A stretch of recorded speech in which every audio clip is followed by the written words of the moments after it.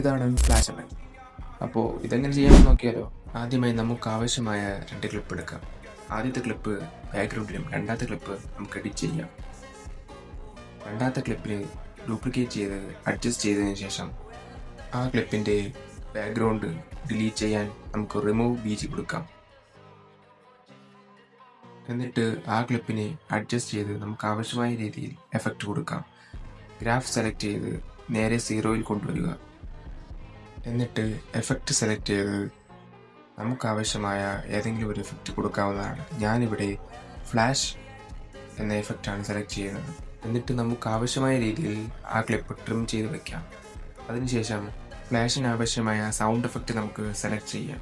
അതും കൂടെ കഴിഞ്ഞാൽ സാധനം സെറ്റ്. വീഡിയോ ഇഷ്ടപ്പെട്ടാൽ ഫോളോ ചെയ്യാൻ മറക്കല്ലേ. അപ്പോൾ